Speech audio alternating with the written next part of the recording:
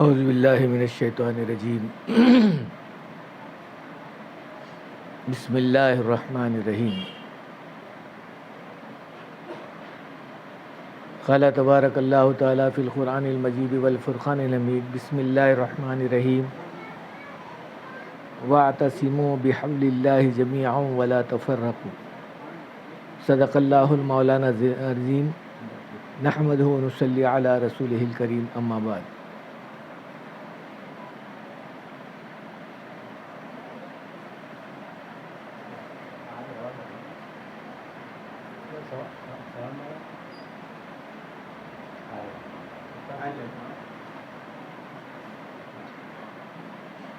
میری محترم ماؤں بہنوں، یہ اللہ کا بہت بڑا احسان اور کرم ہے۔ جتنا بھی اللہ کا شکر مانو کم ہے۔ اس شر انگیز دور میں اللہ نے ہم لوگوں کو دین کے خاطر ایک جگہ جمع کیا ہے اور کچھ اللہ رسول کی باتیں سننے کی توفیق دیا ہے۔ جب کبھی بھی اللہ تعالیٰ کا نظر کرم کا معاملہ ہوتا ہے تو اللہ تعالیٰ اس انسان کو دین کی باتیں سننے کی توفیق عطا فرماتے ہیں۔ چنانچہ یہ بات اپنی جگہ پر پتھر کی لکیر ہے۔ نبی اکرم صلی اللہ علیہ وسلم کے زمانے میں آپ کے رشتہ دار، آپ کے چچا، آپ کے قریب رہنے والے حضرات حضور اکرم صلی اللہ علیہ وسلم سے دین کی بات سنیں، لیکن عمل کے اعتبار سے پیچھے رہے، چونکہ طلب ان کے اندر نہیں تھی تو وہ بے طلب کو اللہ تعالیٰ دیتے نہیں، اس لیے کہ قرآن نے کہا اِنَّكَ لَا تَهْدِي مَنْ أَحْبَبْتَ وَلَكِنَّ اللَّهَ الْمُهْتَدِينَ۔ اللہ کسی انسان کو ہدایت دینا چاہتے ہیں تو اس کے طلب کو دیکھتے ہیں۔ جہاں آدمی کے دل میں تڑپ ہو، طلب ہو، اس کے طلب کے مطابق اس کو عطا کرتے ہیں۔ اب یہ ہے کہ بھئی اللہ تعالیٰ کا کرم اور معاملہ فضل کا کہ ہم لوگ صرف دین کی طلب اور تڑپ کے واسطے ہی یہاں جمع ہوئے ہیں، تو اللہ کی ذات سے امید ہے کہ انشاءاللہ ہم کو بھی اللہ تعالیٰ کچھ نہ کچھ ضرور دیں گے۔ رسول کریم صلی اللہ علیہ وسلم جب بیان کرے خواتین میں یعنی عورتوں میں، کیوں فرمایا ارے میرے ماں بہنوں، اللہ کے احکام تو سارے کے سارے لوگوں کے ساتھ ایک ہیں، مردوں کے لیے بھی اور عورتوں کے لیے بھی۔ تو حضرت اسماء رضی اللہ تعالیٰ عنہ جو حضرت عائشہ رضی اللہ تعالیٰ عنہ کی بڑی بہن ہیں، ابو بکر صدیق رضی اللہ تعالیٰ عنہ کی بیٹی ہیں، اللہ کے رسول صلی اللہ علیہ وسلم سے فرمایا یا رسول اللہ، آپ کا خود کہنا ہے مسجد میں جا کر نماز جماعت سے پڑھنے والوں کو 27 اور 25 درجے ثواب ملتا ہے،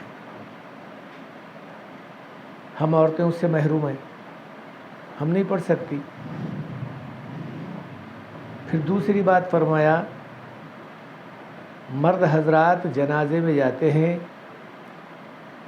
جو فرمایا جنازے میں جب جاتے ہیں تو غسل اور کفن اور دفن میں اگر کوئی شریک ہے تو اس کو 2 خیرات ثواب ملتا ہے۔ خیرات کے معنی ایک پہاڑ برابر ثواب، سونا خرچ کرنے کا۔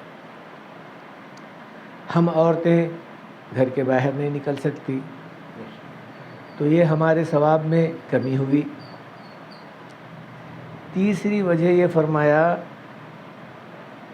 کہ لوگ عیدگاہ میں عید کی نماز ادا کرنے کے لیے آتے ہیں۔ پھر فرمایا کہ عید کی نماز پڑھ کر جب لوگ اپنے گھروں کو واپس لوٹتے ہیں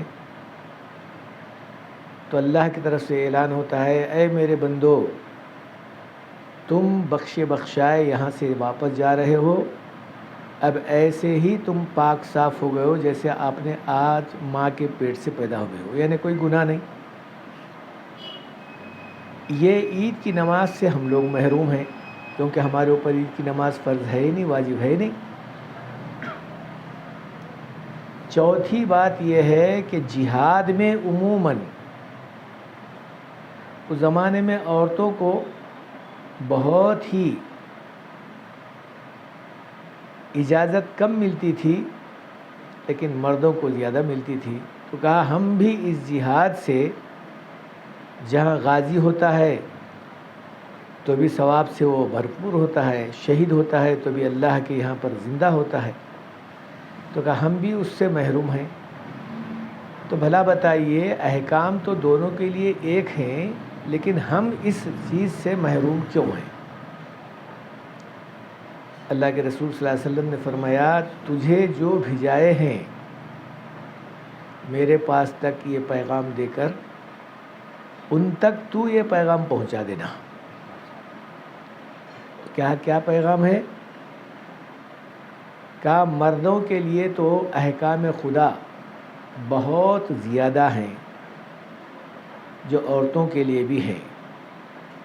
اور پھر فرمایا مرد حضرات پوری طریقے سے عمل کریں گے تو انشاءاللہ تعالی وہ اللہ کے محبوب تو خیر بنیں گے، لیکن کوئی بھی ابو بکر صدیق رضی اللہ تعالیٰ عنہ کی طرح تو نہیں بن سکتے.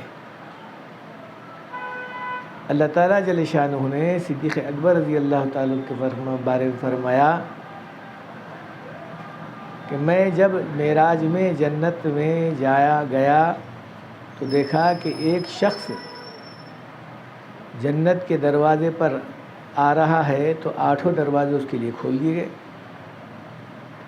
ہر ایک دروازے سے اہلاً سہلاً یا مرحبا کی آوازیں صدائیں لگ رہی ہیں. تو وہ بھی دیکھا کہ ہر آدمی یہ چاہتا ہے، ہر فرشتہ اور ہر غلمان یہ چاہتا ہے کہ ہمارے دروازے سے آئے اور ہماری عزت میں اضافہ ہو. تو یوں فرمایا یہ صرف ابو بکر صدیق رضی اللہ تعالیٰ عنہ کے لیے تھا، لیکن یہ بات اور یہ کیفیت اوروں کے لیے نہیں ہے. لیکن کچھ حضرات جو اللہ کے رسول اللہ صلی اللہ علیہ وسلم کی باتوں پر عمل کرتے ہیں اور دین کو اپنی زندگی میں اتارتے ہیں اور اس پر پوری طریقے سے کوشش کرتے ہیں، جیسا کہا گیا قرآن نے وَلِلَّهِ الْعِزَّةُ وَلِرَسُولِهِ وَلِلْمُؤْمِنِينَ، عزت اور بڑھوتری اللہ کے لیے ہے اور رسول اللہ کے لیے ہے اور اس مسلمان کے لیے ہے جو دونوں کی بات مان کر اپنی زندگی گزارتا ہے.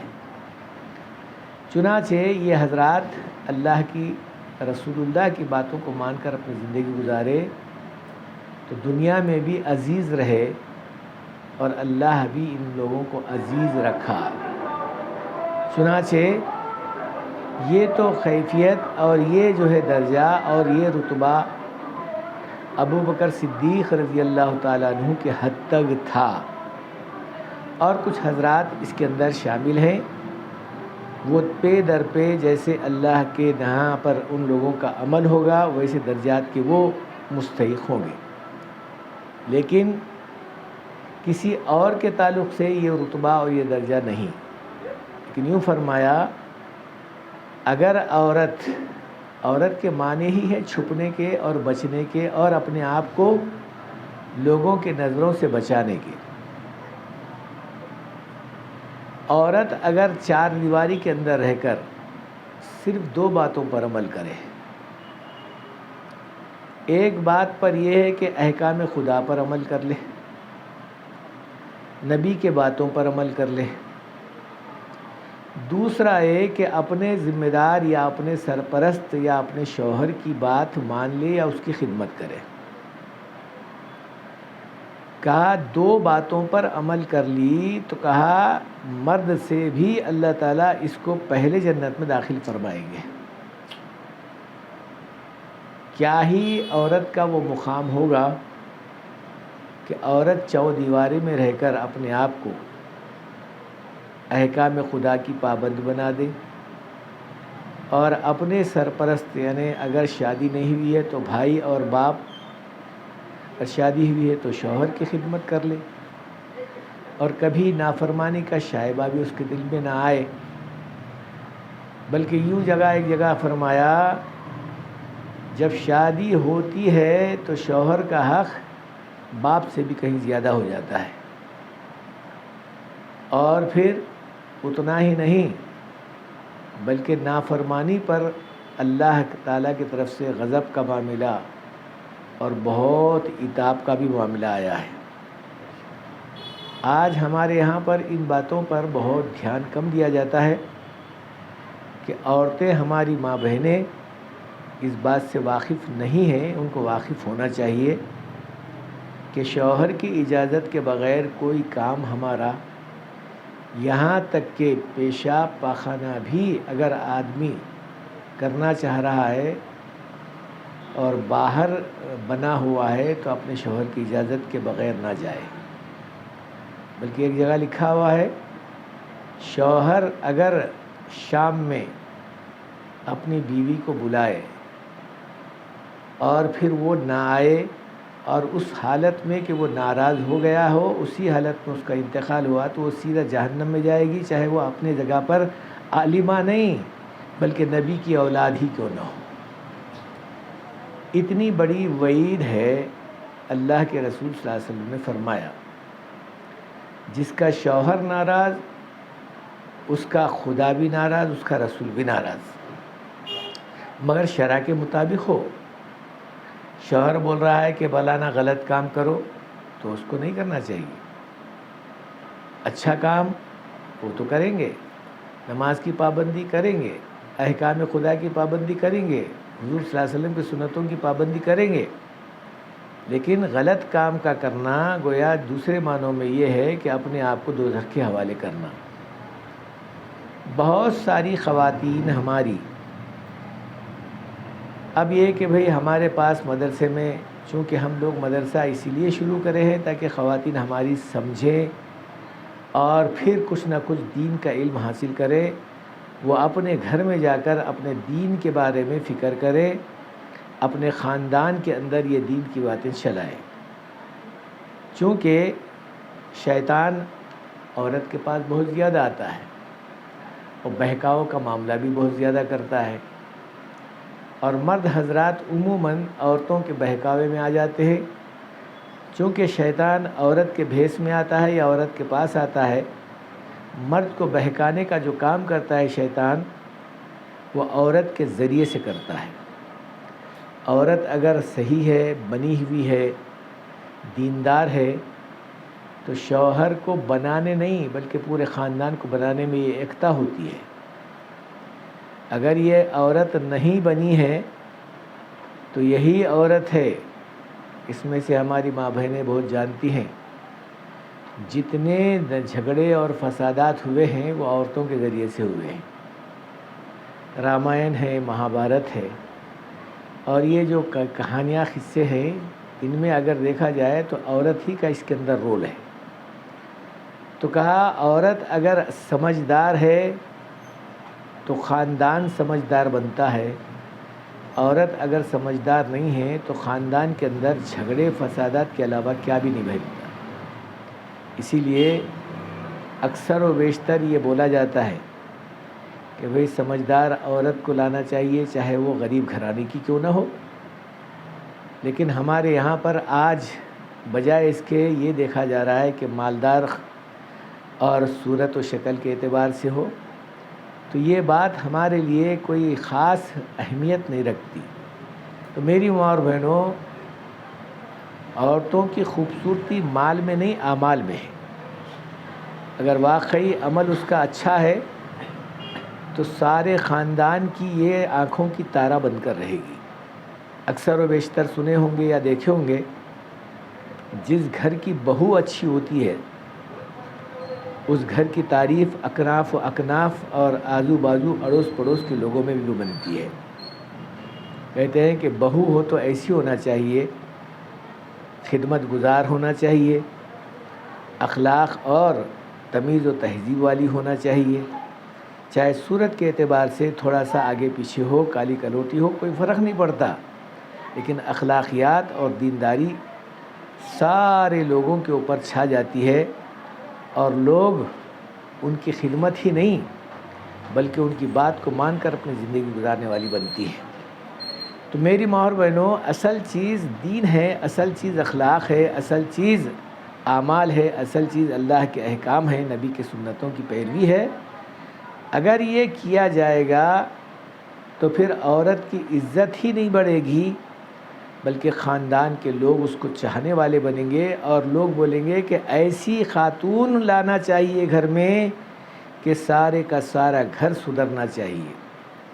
اکثر و بیشتر ہمارے سامنے بات آتی ہے اس واسطے کہ بھئی ہم مدرسہ کھولے ہیں، تو مدرسے میں کچھ بچیاں جو پڑھتی ہیں تو آتے ہیں ہمارے پاس بھی رشتے، کہا کہ مولانا ہمارے کو ایسی بچی چاہیے جو دیندار ہو، پڑھی لکھی ہو، اچھی ہو، اور پھر سمجھدار ہو، اخلاق والی ہو۔ تو کہا اخلاق والے جب بنتے ہیں جب دین کی باتوں کو سیکھ کر اس پر عمل کرنے والی بنتی ہیں، اور ماحول بھی اس کو اچھا مل جائے تو بنتی ہے۔ تو بہرحال میں یہ بات بتا رہا تھا، رسول کریم صلی اللہ علیہ وسلم نے فرمایا 2 باتوں پر عمل کرے۔ عورت چودیواری میں بیٹھ کے، عورت کے معنی میں نے بتایا پہلے، چھپنے کے ہیں، بچنے کے ہیں، کسی کو اپنے نظروں کو جو ہے اپنے لوگوں کے سامنے بتانا نہیں ہے، لوگوں کے سامنے دکھانا نہیں ہے، تو بچنے کا نام عورت ہے۔ جب عورت پردے سے باہر آئی تو وہ عورت نہیں رہتی، اب تم بولیں گے کیا ہوتی ہے؟ یا تو شیطان ہو جاتی ہے، شیطان کی حوالی ہوتی ہے، تو خبیث ہو جاتی ہے، جن بن جاتی ہے۔ اسی وجہ سے تو جھگڑے اور فسادات کا مسئلہ چلتا ہے۔ تو میری ماں اور بہنوں، جتنے دنیا کے اندر اچھائیاں پھیلی ہیں وہ اکثر و بیشتر عورت کے ذریعے سے پھیلی ہیں۔ آپ کو معلوم ہونا چاہیے سب سے پہلی عورت حضرت خدیجۃ الکبریٰ رضی اللہ تعالیٰ عنہ، رسول کریم صلی اللہ علیہ وسلم کی زوجہ محترمہ، اخلاق والی تھی، سمجھدار تھی، اور پھر اتنا ہی نہیں بلکہ رسول کریم صلی اللہ علیہ وسلم کو ہر طریقے سے ساتھ دینے والی تھی۔ تو اللہ تعالیٰ انہی کے بطن سے حضرت فاطمہ رضی اللہ تعالیٰ عنہ، بہن زینب اور 4 بیٹیوں کو پیدا کیا، اور پھر 2 بچوں کو بھی ان کے بطن سے پیدا ہوئے۔ تو سارے کا سارا معاملہ حضرت خدیجۃ الکبریٰ رضی اللہ تعالیٰ عنہ نے اتنی سمجھداری سے کام کرتی تھیں کہ اللہ کے رسول صلی اللہ علیہ وسلم ایک تو بیوی تھی، دوسرا بہت بڑی گھر والی یا خاندان والی یا اخلاق والی، پڑھی لکھی تھی، خیر عمر میں بڑی تھی لیکن سمجھدار بہت زیادہ تھی۔ تو اللہ کے رسول صلی اللہ علیہ وسلم ان کو پسند کرنے کا صرف ان کے اخلاق کی وجہ سے کیا تھا، عمر کی وجہ سے نہیں، صورت و شکل کی وجہ سے نہیں، بلکہ اخلاق کی وجہ سے، ان کے اطوار کی وجہ سے، ان کی عادات کی وجہ سے کیا تھا۔ چنانچہ جو خاتون، جو عورت اپنے اخلاقیات کے اعتبار سے بہتر ہوتی ہے، وہ سارے لوگوں کے دلوں میں جس جاتی ہے، بس جاتی ہے۔ اسی لیے اکثر و بیشتر گھروں میں یہ بات عموماً چلتی ہے کہ بھئی بہو ہماری ماشاء اللہ بڑی خدمت گزار ہے، بڑی اچھی ہے، اللہ اس کے ماں باپ کو اچھا رکھے۔ تو میری ماں اور بہنوں، صرف بچی اور لڑکی کو ہی نہیں سراہا جاتا بلکہ لڑکی کے ماں باپ کو بھی دعائیں دی جاتی ہیں۔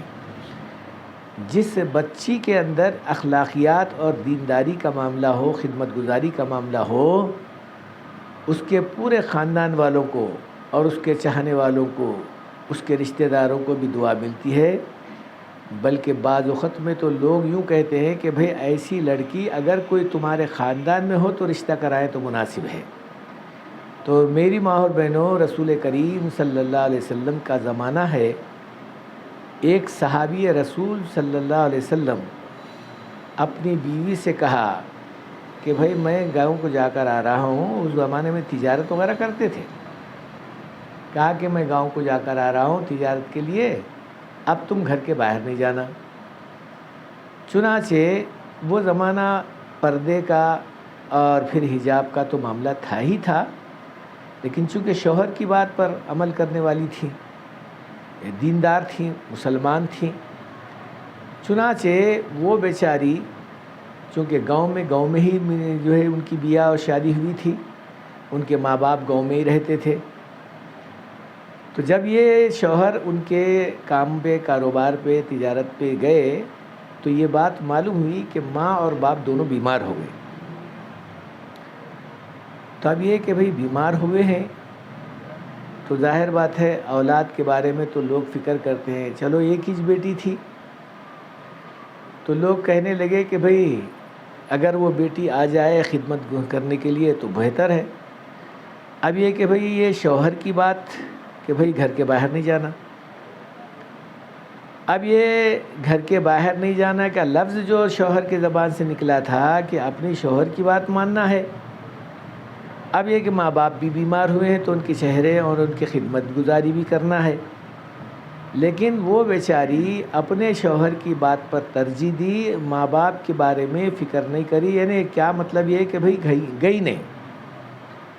چنانچہ 2-4 دن کے بعد یعنی چند روز کے بعد میں یہ اطلاع ملی کہ ماں اور باپ دونوں کا بھی انتقال ہوا.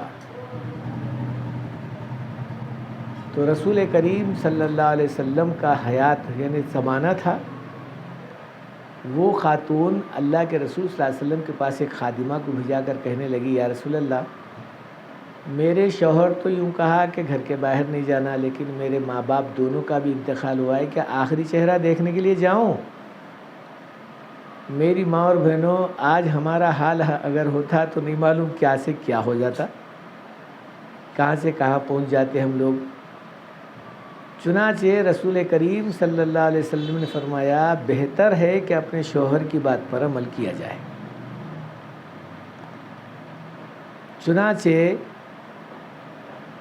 کفن پہنایا گیا, دفن بھی ہو گئے, لیکن بیٹی اپنے ماں باپ کی میت میں شریک نہیں ہو سکی کیونکہ شوہر کی بات پر عمل کری. چند روز کے بعد جب شوہر اپنی تجارت سے واپس آئے تو دور دور سے آنے والے لوگوں کو یہ دیکھا کہ بھئی کچھ کڑوی کڑوی نگاہوں سے دیکھ رہے ہیں لوگ.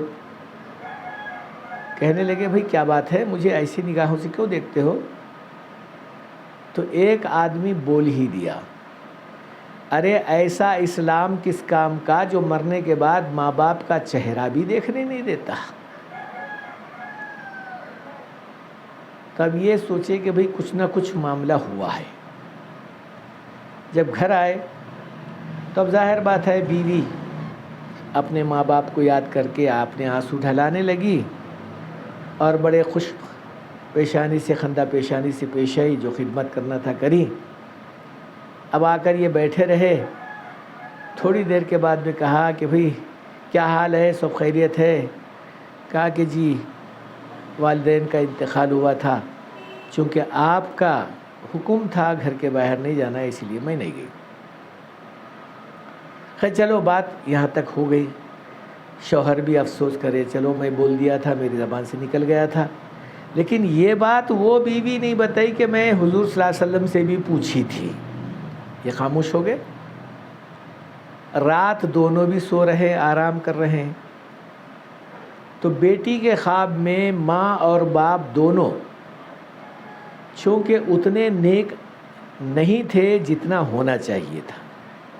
ہو سکتا ہے کچھ گناہ ہوں گے, کچھ اللہ کی نافرمانی کیے ہوں گے, لیکن جنت کے بالا خانوں میں اور بڑے موتیوں کے منبروں پر سونے کے تاج پہنے ہوئے اور بڑے جو ہے خوشنما چہرے کے ساتھ میں وہ منبر پر بیٹھے ہوئے بیٹی دیکھ رہی ہے. صبح میں اٹھی تو ظاہر بات ہے بیٹی بیٹی ہے, تو اپنے شوہر سے کہہ رہے ہیں اجی دیکھو رات میں ابا اور امی کو دونوں کو خواب میں دیکھی اور بہت اونچے مقام پر جنت کے بالا خانوں میں اور موتیوں کے منبروں پر سونے کے تاج پہنے ہوئے بیٹھے ہوئے. تو کہا بیٹی ہے تو دیکھی ہوگی. تو شوہر نے کہا قسم خدا کی میں بھی یہی خواب دیکھا, یہی خواب دیکھا جو تم بھی نہیں خواب دیکھے, وہی خواب میں دیکھا. تو کہا جب دونوں کو یہ خواب پڑ رہا ہے تو کچھ نہ کچھ اس کے اندر بات ہے, راز ہے چھپا ہوا, تو پھر اللہ کے رسول صلی اللہ علیہ وسلم سے بات کہنا چاہیے. تو رسول کریم صلی اللہ علیہ وسلم کے پاس دونوں آئے, کہنے لگے یا رسول اللہ رات ایسا خواب ہوا ہے اور پھر اپنی سرگزشت پورا سنائے۔ رسول کریم صلی اللہ علیہ وسلم نے فرمایا، میں قسم کھا کر کہتا ہوں کہ تم یعنی تمہاری ماں باپ کی اللہ تعالیٰ جو مغفرت کیا ہے، جو درجات بڑھایا ہے، وہ تم اپنے شوہر کی بات مان کر اپنے ماں باپ کا چہرہ نہیں دیکھی، اللہ تمہارے ماں باپ کو نہیں معلوم کہاں سے کہاں پہنچایا ہے۔ تو میری ماں اور بہنوں، یہ ہے لڑکی کا درجہ، بشرطے کہ وہ شوہر کی بات مان کر چلے۔ ایک جگہ حدیث میں آیا ہے، شوہر کو سارے جسم پہ کاٹ پڑے، یعنی تلوار کی مار پڑے، سارا جسم اس کا جو ہے لہو لہوان ہو جائے یا خون اور پیپ سے بھر جائے، اور عورت اس کو زبان سے چاٹ چاٹ کر کم کر دے یا اس کو ختم کر دے، تو بھی شوہر کا حق ادا نہیں ہوگا۔ اس کا مطلب یہ ہے کہ اتنی خدمت کرے کہ شوہر کے دل میں ذرا برابر بھی بیوی کے تعلق سے خلیش نہ رہے۔ یہ بات اصل چیز ہے۔ چنانچہ اگر کوئی ماں اور بہن ہماری اس بات کو ذرا غور سے سوچے گی تو اس کو بات سمجھ میں آ جائے گی کہ واقعی شوہر کی خدمت ہی کے اندر اللہ کی رضامندی حاصل ہے۔ جیسے ایک جگہ کہا گیا، باپ کی ناراضگی سے اولاد پر بہت عتاب ہوتا ہے۔ ماں کی ناراضگی سے نہیں ہوتا، باپ کی ناراضگی سے ہوتا ہے۔ جب شوہر ناراض ہوتا ہے تو عورت کو طلاق ہوتی ہے۔ جب عورت طلاق لے دیتی ہے تو 4 مہینے 10 دن گزرنے کے بعد دوسرے کے حوالے ہو جاتی ہے، شادی کر سکتی ہے، اس کو اجازت ہے۔ لیکن اگر کوئی باپ اپنے بچے سے ناراض ہو کر آق دے دے، آق کے معنی اپنی ذریت سے نکال دینا، اپنی اولاد سے ہٹا دینا، چاہے وہ کتنا ہی بڑا اپنے جگہ کا عالم ہو، حافظ ہو، محدث ہو، مفتی ہو، دوزخ کے علاوہ کہیں نہیں جائے گا۔ اسی لیے فرمایا، باپ کی بد دعا سے بھی کہیں زیادہ شوہر کی بد دعا لگتی ہے عورت کو۔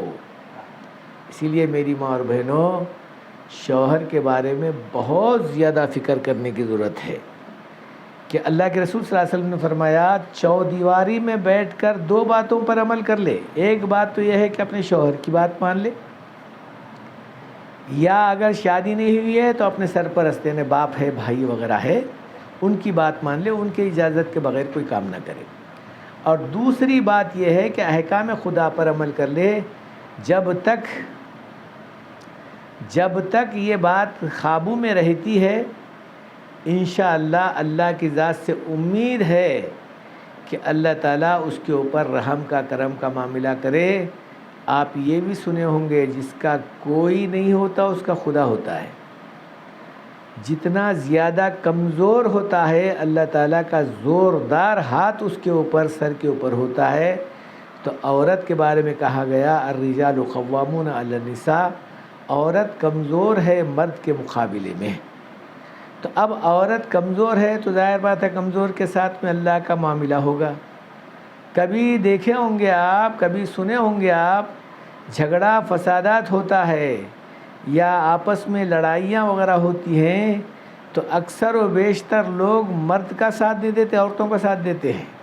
وجہ اس کی یہی ہے کہ اللہ خود عورتوں کے ساتھ ہوتا ہے، اللہ خود کمزوروں کے ساتھ ہوتا ہے، تو پھر اللہ تعالیٰ جل شانہ کا مدد کا بھی معاملہ عورت کے ساتھ ہوتا ہے۔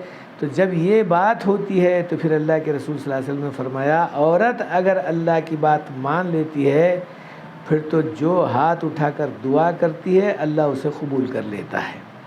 اسی لیے حدیث میں ہے، ایک عورت اللہ کے رسول صلی اللہ علیہ وسلم کی ہجرت کے زمانے میں مکہ مکرمہ سے مدینہ منورہ گئی، اس کا 12 سال کا بیٹا تھا۔ بیٹا اور یہ اقتصادیات یعنی کھانے پینے کی بہت تنگدستی تھی اس زمانے میں، تو یہ مزدوری کرتی تھی اور اپنے بیٹے کو مسجد صفہ میں حضور اکرم صلی اللہ علیہ وسلم کے پاس بٹھا دی تھی۔ مسجد نبوی میں مسجد صفہ ہے، جو لوگ حج کو گئے ہیں وہ دیکھ کر آئے ہوئے۔ تو وہ بیچارہ بچہ بیمار ہو گیا اور اس کا انتقال بھی ہو گیا۔ اب چونکہ عربستان میں ایک ماحول یہ بنا ہوا ہے، ایک نماز میں انتقال ہوتا ہے تو دوسری نماز میں جنازہ اس کا تیار ہو جاتا ہے، تو چونکہ عشاء کی نماز کے بعد اس کا انتقال ہوا تو تہجد کی نماز کے وقت میں اس کا جنازہ تیار ہو گیا۔ تو اللہ کے رسول صلی اللہ علیہ وسلم کو اطلاع دی گئی، یا رسول اللہ اس کا جنازہ تیار ہے، آپ تشریف لائیں۔ تو اللہ کے رسول صلی اللہ علیہ وسلم آ گئے، کہنے لگے کہ بھئی اس کا کوئی وارث ہے؟ کوئی کہنے والا نے کہا کہ یا رسول اللہ اس کا کوئی وارث تو نہیں ہے، ایک ماں بیوہ ہے۔ تو اللہ کے رسول نے فرمایا کوئی جانتا ہے اس کے بارے میں؟ تو ایک صحابی نے کہا کہ ہاں یا رسول اللہ میں جانتا ہوں، فلانی جگہ پر وہ مزدوری کرتی ہے، میں جاتا ہوں، اگر آپ اجازت دے تو میں اس کو اطلاع دے دیتا ہوں۔ تو اللہ کے رسول نے فرمایا جاؤ دکھاؤ، اطلاع دے دو۔ اب وہ چونکہ صحابہ کا معمول تھا، صحابہ کرام رضی اللہ تعالیٰ اجمعین کا تو معمول اپنی جگہ پر ہے ہی، بلکہ تابعین، تبع تابعین، اولیاء اللہ، آج کے علماء کے بارے میں بھی اگر میں یوں کہوں تو بیجا نہیں ہوگا۔ اللہ والوں کا ہمیشہ یہ شیوا رہا ہے کہ وہ تہجد کی پابندی کرتے ہیں۔ اللہ کا فرمان ہے نبی کے زبان میں، جو آدمی تہجد کی پابندی کرے وہ اللہ کا دوست بنتا ہے، جو آدمی تہجد کی پابندی کر رہا ہے اس کو اللہ اپنا دوست بنے بغیر نہیں مارتے۔ تو گویا فتہجد بھی نافلۃ لک کا لفظ قرآن میں ہے۔ تو تہجد کی نماز اگر بار نہ ہوتی تو اللہ کے رسول فرماتے ہیں میں فرض کر دیتا۔ تہجد کی اتنی بڑی اہمیت ہے، لیکن ہمارے پاس پڑھنے والے بہت کم ہیں۔ رات میں تو اٹھنا بہت دور کی بات ہے، فجر کی نماز بھی ہمارے سے بڑی مشکل سے ہوتی ہے۔ چنانچہ وہ صحابی رسول تھیں تو تہجد میں اٹھ کے تہجد کی نماز پڑھتی تھیں۔ آج بھی الحمدللہ عربستان میں، مکہ اور مدینے میں تہجد کی اذان ہوتی ہے، تہجد کی نماز کے لیے لوگ جاتے ہیں اور تہجد پڑھ کے فجر کا انتظار کرتے ہیں۔ تو بہرحال وہ تہجد کی نماز پڑھ رہی تھیں، لوگ پہنچے، کہا کہ اے بڑی بھی تمہارے بچے کا انتقال ہوا ہے، اللہ کے رسول صلی اللہ علیہ وسلم تمہارے کو جو ہے اس کی اطلاع دینے کے لیے کہے ہیں، اگر آپ آ سکتی ہیں تو آئیے، ورنہ نہیں تو اطلاع تو آپ کو دے دیے۔ وہ کہنے لگی اچھا انتقال ہوا؟ کہا ٹھیک ہے، بس وہ 2 رکعت صلاۃ الحاجات کی نماز نیت کر کے پڑھی اور دعا کرتے ہوئے یوں کہا کہ اے اللہ میں تیرے واسطے ایمان میں داخل ہوئی اور تیرے ہی نبی کے خاطر میں ہجرت کری، اور میرا خاندان بہت غریب، بہت قسم پرسی کا، اور جب میں وہاں سے نکلی تو لوگ مجھے تانا دے رہے تھے کہ تو جا کر کیا کرے گی، تو میں تو بس اللہ کے بھروسے پر یعنی تیرے بھروسے پر یہاں پر آ گئی۔ اب جب یہاں آ گئی تو پھر میرا بچہ بھی میرے سے چھن گیا، تو میں سمجھتی ہوں یہ تیری مرضی ہے، لیکن ساری کے سارے باتیں سب تیرے مرضی کے خلاف تو نہیں ہوتی، لیکن اتنا ضرور ہے کہ اے اللہ اگر تو چاہے تو اس کو زندہ بھی کر سکتا ہے، لیکن میں اپنے نبی کے اوپر تانا دینا تو وہ بہت دور کی بات ہے۔ اب لوگ اسلام پر تانا دیں گے کہ تیرا اسلام تیرے بیٹے کو بھی نہیں بچا سکا، اے اللہ تو اگر چاہتا ہے تو اس تانے سے بچا سکتا ہے، یا تو دل میں بات ڈال دے یا تو بچے کو زندہ کر دے۔ اب وہ نہیں معلوم کس تڑپ سے، کس پھڑک سے، کس درد سے دعا کری۔ پیچھے سے ایک صحابی پھر دوڑتے ہوئے آ کر کہنے لگے اے صحابیوں وہ بچہ کفن میں زندہ ہے، اٹھ کر بیٹھا ہوا ہے۔ اللہ کے رسول صلی اللہ علیہ وسلم فرماتے ہیں کہ اس کی ماں کی دعا اللہ نے ایسا قبول کر لیا کہ اس کے بچے کو زندہ کر دیا۔ صحابہ فرماتے ہیں ہم اشراق کے وقت میں دسترخوان پہ بیٹھ کر کھا رہے تھے، ایک دسترخوان پہ، تہجد کے وقت میں اس کو غسل دے کر کفن پہنا رہے تھے، اور اشراق کے وقت میں اس کے ساتھ بیٹھ کر کھانا کھا رہے تھے۔ یہ اللہ تعالیٰ جل شانہ نے اپنے معاملات کرنے والوں پہ، اپنے جو ہے دین کی محنت کرنے والوں کی لاج رکھا، اور اسلام کی لاج رکھا، ایمان کی لاج رکھا۔ کوئی ضروری نہیں ہے کہ ہر آدمی اپنے بچے کو اسی طرح سے زندہ کرے۔ ہاں، یہ بات اپنی جگہ پر بالکل صحیح ہے، جو دنیا سے جاتا ہے بچہ وہ ذخیرہ آخرت بنتا ہے۔ اگر دنیا میں کسی قسم کی تکلیف اس کو ماں کو یا باپ کو ہوتی ہے تو باپ سے کہیں زیادہ ماں کو ہوتی ہے۔ اس واسطے شیرخوار جب بچہ جاتا ہے دنیا سے تو ماں کو بہت تکلیف ہوتی ہے۔ چنانچہ آخرت میں یہ ماں باپ کے مغفرت کا ہی ذریعہ نہیں بنتا بلکہ درجات کو بلند کرنے کا ذریعہ بھی بنتا ہے۔ تو میری ماں اور بہنوں، یہ بات بھی سکھائی گئی صبر کا، اور تلقین بھی کرائی گئی کہ صبر کا۔ یہ ساری باتوں کو جو ہے مد نظر رکھتے ہوئے کہ بچے چاہے کیسے ہی کیوں نہ ہو مگر دیندار بنانا ضروری ہے، کہ مرد بچوں سے کہیں زیادہ عورتوں کا دیندار بننا ضروری ہے۔ اسی لیے فرمایا ایک مرد کا دیندار بننا ایک فرد کا دیندار بننا ہے، اور ایک عورت کا دیندار بننا پورے ایک خاندان کا دیندار بننا ہے۔ چونکہ عورت خاموش تھوڑی بیٹھتی ہے، وہ میری ساس کی، تیری بہن کی، تیرے جو ہے بہو کی بات چلتے رہتی ہے، خاموش تو رہتی نہیں۔ تو کہا زبان چلتے رہتی ہے۔ اس واسطے عورتوں کی جو زبان چلتی ہے وہ اگر دیندار ہے تو دینداری پر چلے گی، دنیا دار ہے تو دنیا داری پر چلے گی۔ اسی لیے ہماری ماں بہنیں اگر دیندار بن جائے، اللہ اللہ کرنے والی بن جائیں، تو اسی لیے کہا کم سے کم اپنی ماں بہنوں کو، اپنی بچیوں کو دین کا علم تو سکھانا ہی چاہیے۔ لیکن اب بعض ہماری ماں بہنوں کی یہ شکایت ہوتی ہے، مرنے کو بیٹھے پڑھنے کو ڈالو، بولے سر کا کہاں ہے مول صاحب، ہماری عمر ہی ختم ہو گئی تو پھر کیا کرنا۔ تو ہم بولتے ہیں بھائی مرنے کو بیٹھے پڑھنے کو ڈالنے کا نہیں ہے، آج کل ہمارا چلتا پھرتا مدرسہ بھی شروع ہو گیا ہے۔ الحمدللہ، جیسا ہماری ماں بہنیں حیدرآباد سے اب تمہارے پاس جماعت میں آئی ہوئی ہیں، ایسا جماعت میں اگر نکل گئے تو انشاءاللہ دین کی باتیں کچھ نہ کچھ ذہن میں بیٹھیں گی، کچھ نہ کچھ ذہن میں آئیں گی، بلکہ عملی زندگی میں بھی آئے گی، اور سننے سنانے کے بعد میں انشاءاللہ جذبہ بھی پیدا ہوگا اور پھر عمل کرنے کا معاملہ بھی پیدا ہوگا۔ بہرحال یہ بات کہتے ہوئے میں یہ بات کو ختم کرنا چاہ رہا ہوں کہ ہم لوگ دین کے علم کو حاصل کرنے کے لیے پہلے تو ہم اپنے بچوں کو دینی مدرسوں کی طرف رغبت دلائیں۔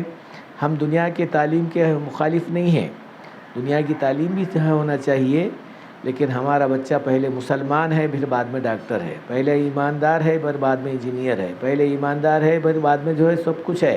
تو اس واسطے پہلے ہم اپنے بچوں کو دین کی تعلیم حاصل کرائیں، دینی علم حاصل کرائیں۔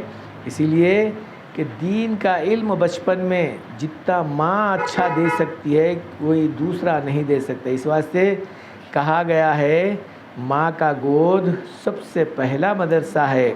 اگر ماں اچھی ہے تو سب کچھ اچھا ہے، ماں اگر اچھی نہیں ہے تو سارا معاملہ بگڑا ہوا ہے۔ اس لیے میری ماں بہنوں، بچے دیندار بننا ہے تو ماں کا بننا بہت ضروری ہے۔ ماں دیندار ہے تو بچہ بھی دیندار، ماں اگر دنیا دار ہے تو پھر بچہ بھی دنیا دار۔ آج کل کے بچے دیکھے ہوں گے کہ جھگڑے فسادات کے اندر اپنے آپ کو ملوث ہی نہیں کرتے، بلکہ ماں باپ کو بھی اس کے اندر کھینچ لیتے ہیں، بلکہ سارے جہاں میں بدنام کر دیتے ہیں۔ یہ ساری باتیں اس واسطے ہو رہی ہیں کہ ہم اپنے بچوں کو دیندار نہیں بنانے، یا بنانے کے اندر ہم اپنی ماں بہنوں کو دینداری کی طرف رغبت نہیں دلائے۔ اگر عورت دینداری کے طرف رغبت دلاتی تو شاید ہو سکتا ہے یہ بچے آج ہمارے ایسے غیر غلط کاموں کے اندر ملوث نہیں ہوتے۔ بہرحال ساری باتوں کا لب لباب یہی ہے کہ ہم اپنے بچوں کو، چھوٹے چھوٹے بچوں کو دینداری کا علم حاصل کرا دیں، اور پھر اپنے ماں اور بہنوں کے تعلق سے اگر میں یوں کہوں تو وہ اپنی ماں بہنوں کو تشکیل کر کے اللہ کے راستے میں جانے کی فکر بنائیں۔ اور تیسری بات یہ ہے کہ اپنے جو ذمہ دار قسم کے لوگ ہیں، جو بالغ ہیں، ان کو جماعت میں بھیجانے کی فکر کریں۔ اگر جماعت میں بھیجیں گے تو انشاءاللہ یہی ہمارا جو ہے گھر دوزخ کا گڑھا نہیں بلکہ جنت کا ایک بہت بڑا باغ بن جائے گا۔ جس گھر کے اندر شوہر اور بیوی اچھے ہیں تو پھر وہ سارا گھر اچھا ہے۔ جس گھر کے اندر شوہر بیوی کی لڑائی اور جھگڑا کا معاملہ ہوگا تو وہیں پر دوزخ کا گڑھا دیکھنے میں آ جاتا ہے۔ چونکہ عموماً یہ بات دیکھنے میں آتی ہے، شوہر کی اخلاقیات اور بیوی کے اخلاقیات سے گھر میں جو ہے الحمدللہ بہت رحمت کا، عظمت کا، عزت کا، بڑھوتری کا معاملہ چلتا ہے. شوہر کے اور بیوی کے دلوں میں خلیش پیدا ہوتی ہے تو آخر کار بچوں کے اوپر بھی اثر پڑتا ہے. آپ کے محلے میں اگر میں یوں کہوں تو بیجا نہیں ہے، ہمارے محلے کے اندر یہ بات بڑی تیزی سے جو ہے وائرل کر رہی ہے کہ شوہر اپنے بچوں کو صحیح تعلیم نہ دینے یا بیوی اپنے بچوں کو صحیح تعلیم نہ دینے کی وجہ سے باپ کو بیوی اور بچے مل کر ختم کر دیتے ہیں اور باپ کو اس وقت میں گھر سے بھگا دیتے ہیں. بہرحال یہ سب میں آپ کو کہیں دوسری جگہ کا نہیں سنا رہا ہوں، ہمارے محلے کا، ہمارے مدرسے کے اطراف کی بات سنا رہا ہوں. تو میری ماں اور بہنوں، اگر ان ساری باتوں کو مد نظر رکھتے ہوئے ہم ذرا اساس سوچیں تو ہم اپنے بچیوں کو دیندار بنائیں. اب بولیں گے بھئی دیندار کیسا بنائیں؟ چاہے وہ 1-2 گھنٹے ہی کیوں نہ ہو مگر دینی مدرسے میں ضرور بھیجائیں، اور پھر اپنے بالغ بچوں کو دین جماعت میں بھیجائیں، یا جماعتیں آ رہی ہے تو ان کے پاس بٹھانے کی فکر فرمائیں. اور پھر اگر ہو سکتا ہے تو گھر میں ہمارے تعلیم کے اندر جیسا کہا جاتا ہے کہ بھئی کتابی تعلیم کرنا چاہیے، ہفتے میں 1-8 مرتبہ ہی صحیح کیوں نہ ہو مگر کتاب پڑھ کر ان کو جو ہے سمجھانے کی فکر کرنا. اگر اللہ میاں توفیق دیا کسی کو اردو پڑھنا آتا ہے تو روزانہ ہی جو ہے کم سے کم 5-10 منٹ تعلیم اگر کرتے بچوں کو بٹھا دیے تو پھر انشاءاللہ سارے بچوں کا ذہن بنتا ہے. ایک چھوٹی سی بات بول کر بات کو ختم کر دو. یہاں پر ہمارے پاس سب سے زیادہ مالدار قسم کا جو مکان ہے وہ پیٹرول پمپ والوں کا ہے. اللہ کا فضل اور کرم کا معاملہ ہوا، مجھے بلایا گیا ٹیوشن کے لیے یا قرآن پڑھانے کے لیے، تو پھر میں جاتا رہتا تھا. جب ٹیوشن پڑھاتا تھا تو قرآن کی بچی حافظہ بن گئی. پھر ان کے اندر میں بات چلاتا رہا، قرآن پڑھنے کے ساتھ ساتھ اس کو تربیت بھی دیتا رہا. تو اللہ نے کا کرم کا معاملہ یہ کیا کہ وہ بچی ہی حافظ نہیں بنی بلکہ بچی اپنے شوہر کو بھی حافظ بنا دی، عالم بنا دی، اور پورے گھر کا ماحول سدھار دی. بلکہ یہاں تک کہ بات ہم کو پہنچی ہے پورے گھر میں جب تک تعلیم نہیں ہوتی جب تک کھانا نہیں ہوتا. تو یہ الحمدللہ ایک عورت بنتی ہے نا تو سارے گھر کا ماحول بنتا ہے. تو میری ماں اور بہنوں، آپ اپنے بچیوں کو، اپنے چھوٹے چھوٹے بچوں کو تعلیم حاصل کرانے کی فکر کرائیں. اور تم اگر یہ کہو تو پھر میں یوں کہوں گا، یہ مشورہ دوں گا کہ بڑی عورتوں کے لیے بھی ہمارے مدرسے میں جگہ ہے، ان لوگوں کے لیے بھی 1-2 گھنٹے جو ہے تعلیم دی جا رہی ہے. جیسا تعلیم بالغان کے بارے میں ہم جو ہے فکر کر رہے ہیں وہاں پر بھی تعلیم ہو رہی ہے. تو آپ لوگ جا کر بھی تعلیم 1-8 گھنٹہ 2 گھنٹے حاصل کر سکتی ہیں. اور بچوں کو جو ہے اپنی جماعت کے اندر بھیجانے کا فکر فرمائیں اور جماعت میں بھیجانے کے بارے میں فکر کریں اور پھر اپنی تشکیل بھی کرائیں اور پھر اپنی خواتین کی جماعت بھی بنائیں. اللہ ہم سب لوگوں کو اس جماعت کے بارے میں فکر کرنے کی توفیق نصیب فرمائے. اللہم صلی علی سیدنا شفیعنا نبینا حبیبنا مولانا محمد وعلی آل سیدنا مولانا محمد بارک وسلم. اللہم حفظنا من کل بلاء الدنیا وعذاب الآخرہ. اللہم ارحم کما ربیانی صغیرا. ربنا ربی المقیم الصلاۃ وذریۃ ربنا وتقبل دعا. لا الہ الا انت سبحانک انی کنت من الظالمین. اے اللہ ہماری ماں اور بہنوں کی جان کی، مال کی، عزت کی، آبرو کی حفاظت فرما، دینداری کی توفیق نصیب فرما، ہر ایک کو دین کا علم حاصل کرنے کی توفیق عطا فرما، بالغ بچوں کو تیرے جماعت میں تیرے ساتھ ہے تیرے راستے میں نکلنے کی توفیق عطا فرما. اے اللہ جہاں کہیں بھی دین کا کام ہو رہا ہو، دین کی باتیں ہو رہی ہوں، اس کی تو پوری حفاظت فرما. ساری دنیا میں ایمان کی، ایمان والوں کی حفاظت فرما. دینی مدارس کی، دینی مراکز کی، دینی مساجد کی بھرپور حفاظت فرما. اے اللہ ہمارے ماں اور بہنوں کی اے اللہ ہر طریقے سے پوری حفاظت فرما. اے اللہ ہونے والے حالات کو جو ہے مد نظر رکھتے ہوئے بہتر آدمی کو ہمارے اوپر مسلط فرما. اے اللہ صحیح زندگی گزارنے کی توفیق عطا فرما. سبحان ربک رب العزت عما یصفون وسلام علی المرسلین والحمد